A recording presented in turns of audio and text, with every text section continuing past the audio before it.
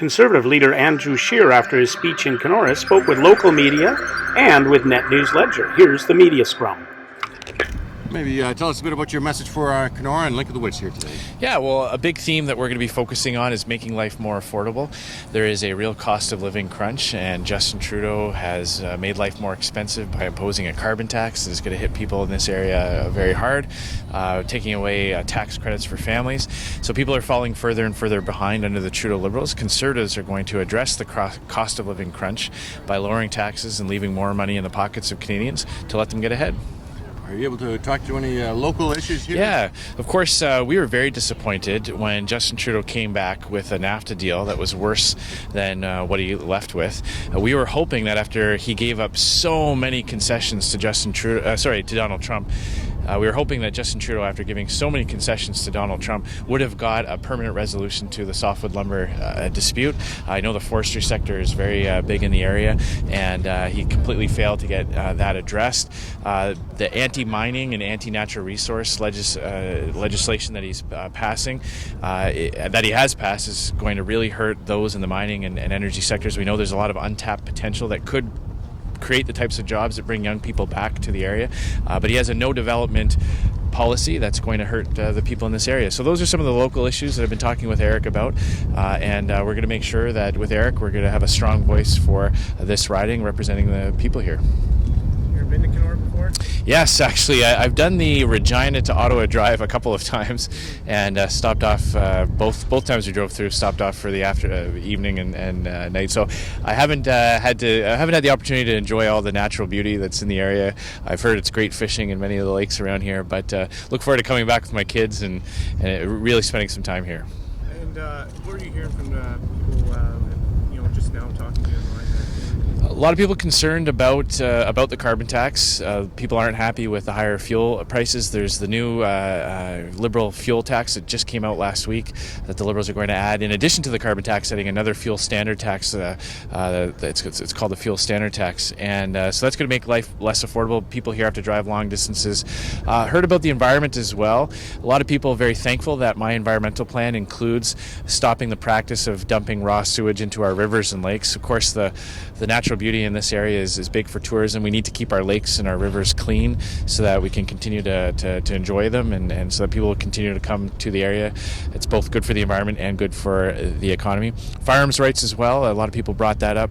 I made the commitment that we're going to repeal Bill C-71, which is just asking law-abiding farmers and sports shooters to follow more rules, not doing anything to get real criminals off the street. We have a plan to make communities safer by cracking down on gang members and bringing in some real consequences for people who commit the same crime over and over again. So those are some of the conversations that came up today at the barbecue, and people are very happy with the policy announcements that we've been making so far. So Western Canada, you seem pretty solid for. Ontario, it seems to be a crapshoot. What do you think? We're very pleased with where we are in Ontario. The people of Ontario know what happens when Liberal governments are allowed to run scandal-plagued, corrupt governments that run massive deficits and hike taxes. That was the playbook that we saw here in Ontario for years and years. And the architects of the Liberal government are in Ontario, who worked for Kathleen Wynne, are now working for Justin Trudeau.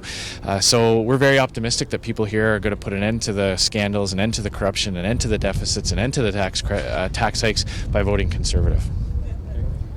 The issue across the north for a lot of areas has been fire, and especially this week it's boiled up for Attawapiskat on the water treatment. Now, for a Prime Minister whose most important relationship was with Indigenous people, what do you think the water situation at Attawapiskat means to people to hear that? Yeah, well, I think everywhere I go, I hear from people saying how disappointed they are, that they thought that Justin Trudeau would be different, that they believed what he was saying, and that it turns out that he's just not as advertised. We saw his handling of the Indigenous file, where he very rudely told someone who was at one of his events, who was protesting his mishandling of a situation, thanked them for their donation. Very sarcastic reply.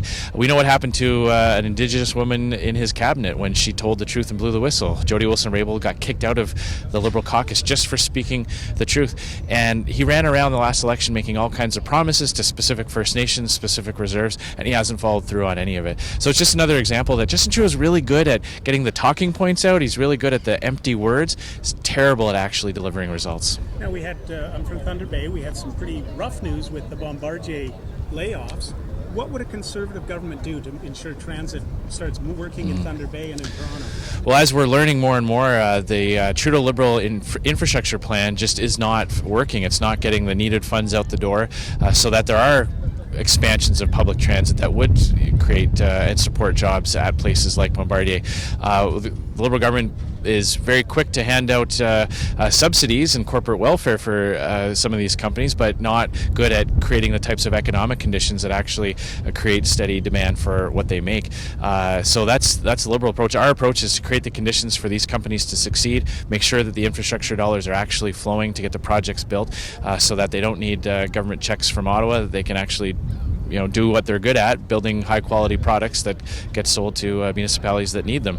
That's our preferred model. The Liberals is the opposite. I just want to say for the Thunder Bay, I served with John Rafferty for many years. I just want to express my condolences to his family and friends and people who he worked with over the years. We were on different political parties, but I always thought that he was a person of great integrity. So I'd just like to pass along that message to the people that he represented. Thank you very much. Mr. Scheer, maybe talk about how you might work with First Nations or include First Nations and helping them feel some sense of prosperity. Yeah, well, and that's the key. It's the prosperity piece that I don't believe that this Liberal government understands. Take Northern Gateway for an example, a pipeline that would have brought Western Canadian energy to deep water ports, opening up Asian markets, and there are over 30 First Nations groups who had signed partnership agreements to benefit from that. They were very disappointed that there was a unilateral veto of the Northern Gateway project. I met with the Premier of the Northwest Territories. A lot of frustration that the Liberal government has banned development in a whole swath of territory that First Nations and Inuit people were counting on to create that type of prosperity. I've gotten to know Perry Bellegarde very well over the year. He's the Grand Chief of the AFN. He's actually from my riding, Regina Capel. I've got 12 First Nations reserves in my home riding. I know the importance of getting a consultation done properly. That's why I've called for the National Energy Corridor, which would get the federal government to do the Indigenous consultations up front the right way with dynamic consultations, not just someone there with a notepad ticking a box, but really meaningful participation in that. We're also committed to doing things like supporting First Nations languages to make sure that some of these the languages that are under threat are not lost forever. So these are the types of concrete things that we're willing to work with First Nations leaders across the country. Thank you. Thank you very much. Tim McWitch, Chair. Thank you. Thank you very much.